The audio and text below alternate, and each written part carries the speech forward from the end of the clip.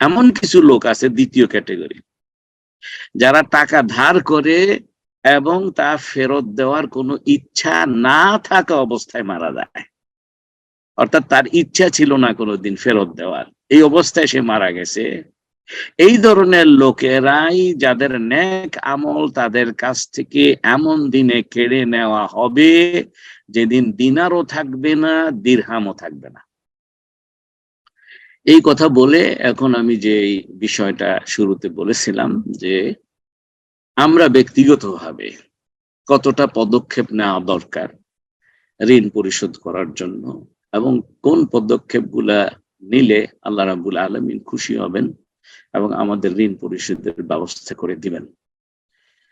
তো সেটা বলেছি 7টা পদক্ষেপ নেওয়া। 7টার মধ্যে সর্বপ্রথম পদক্ষেপ হচ্ছে নিয়াত। নিয়াতকে সহি করে ফেলতে হবে যে ইয়া রাব্বুল আলামিন, আমি ঋণ পরিশোধ করতে চাই। এবং যেই ব্যক্তির কাছে আপনি দেনাদার আছেন তাকেও বলা যে আমি ঋণ পরিশোধ করতে চাই। এই ঋণ পরিশোধের কথা 100% যদি নিয়াতের ভিতরে রাখেন, তাহলে আল্লাহ রাব্বুল আলামিন পরিশোধের ব্যবস্থা করবেন। যে কিরকম, সেটা অনেকগুলো হাদিস আছে, সহিহ বুখারীতে আসছে, ইবনে হিব্বানে আসছে, হ্যাঁ, অনেক জায়গায় আসছে, তাবারানীতে আসছে, হ্যাঁ, যে রাসূলুল্লাহ সাল্লাল্লাহু আলাইহি ওয়াসাল্লাম বলতেছেন যে কি, যতক্ষণ পর্যন্ত ব্যক্তি সত্যিকার অর্থে ঋণ পরিশোধের চেষ্টা করছিল ততক্ষণ তাকে পরকালে শাস্তি দেওয়া হবে না। তার মানে কি, একজন মানুষ ঋণ পরিশোধ করে যাচ্ছিল, এমন অবস্থায় যদি তার মৃত্যুবরণ হয়ে যায়, তাহলে তার দায়িত্ব আল্লাহ নিয়ে নেবেন। সেটা কি রাসূলুল্লাহ সাল্লাল্লাহু আলাইহি ওয়াসাল্লাম কোথা থেকে পাইলাম? ইবনে হিব্বান থেকে হাদিসটা, ভালো করে শুনুন।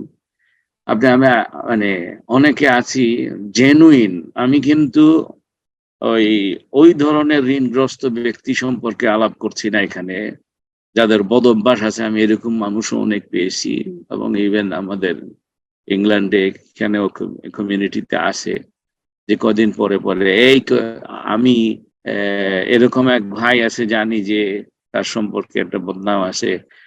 এই একটা জায়গা থেকে আমি কিছু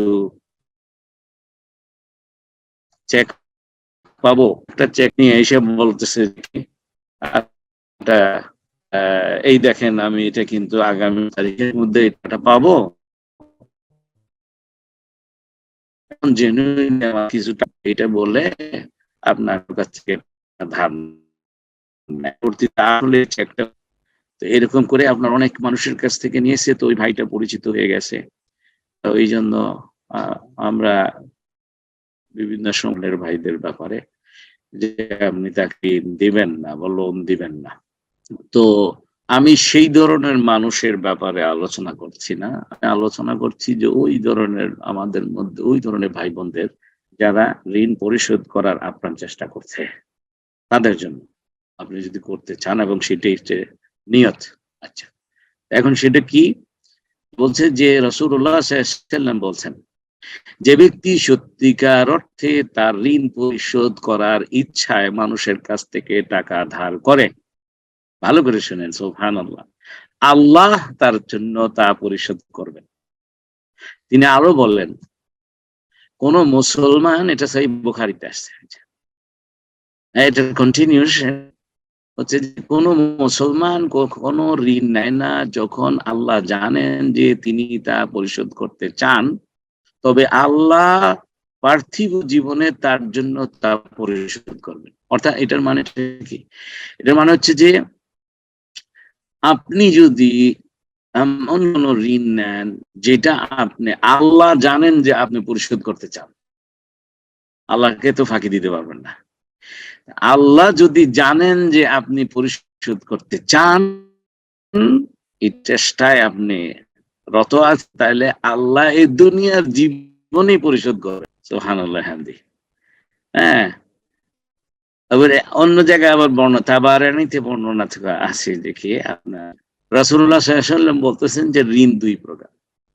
কিছু লোক আছে তারা টাকা ধার করে এবং তারপর তা ফেরত দেওয়ার ইচ্ছা রেখে মারা যায়। এমন মানুষের জন্য আমি দায়ী। কে বলতেছেন? নবী মুহাম্মদুর রাসূলুল্লাহ সাল্লাল্লাহু আলাইহি ওয়াসাল্লাম। হ্যাঁ, যে মানে এমন মানুষের দায় আমি নিয়ে নিলাম, সুবহানাল্লাহ হামদি। অর্থাৎ কিনা হাসরের ময়দানে আশা করা যায় ওনার শাফায়াত আমরা পাবো ইনশাআল্লাহ, যদি আল্লাহ মাফ করতো, যে ঋণ পরিশোধ করার ইচ্ছা আছে এমন সময়ে যিনি মারা গেলেন, হ্যাঁ, ঈমান অবস্থায়, তাহলে আশা করা যায় যে রাসূলুল্লাহ সাল্লাল্লাহু আলাইহি ওয়াসাল্লামের শাফায়াত তিনি পাবেন। কারণ রাসূল সাল্লাল্লাহু আলাইহি ওয়াসাল্লাম বলতেছেন যে এরকম ব্যক্তির ঋণের দায় আমি নিয়ে নিলাম। অতঃপর এরপরে আবার উনি বলছেন যে দুই টাইপের ঋণ ঋণ আছে, বা দুই টাইপের ঋণগ্রস্ত ব্যক্তি আছে। এমন কিছু লোক আছে দ্বিতীয় ক্যাটেগরি, যারা টাকা ধার করে এবং তা ফেরত দেওয়ার কোনো ইচ্ছা না থাকা অবস্থায় মারা যায়। অর্থাৎ তার ইচ্ছা ছিল না কোনোদিন ফেরত দেওয়ার, এই অবস্থায় সে মারা গেছে। এই ধরনের লোকেরাই, যাদের নেক আমল তাদের কাছ থেকে এমন দিনে কেড়ে নেওয়া হবে যেদিন দিনারও থাকবে না, দিরহামও থাকবে না। হ্যাঁ, তো অর্থাৎ কিনা আপনার ভালো আমল আপনার নষ্ট হয়ে যাবে, ভালো আমল আপনার থেকে কেড়ে কেড়ে নিয়ে নেওয়া হবে এই ঋণের কারণে।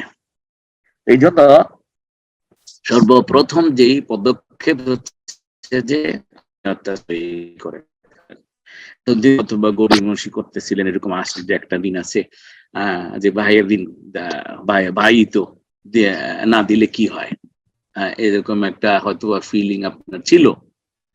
হ্যাঁ, কিন্তু আপনি আসলে করে ফেললেন যে আল্লাহ, আমি এই ঋণ পরিশোধ করতে চাই।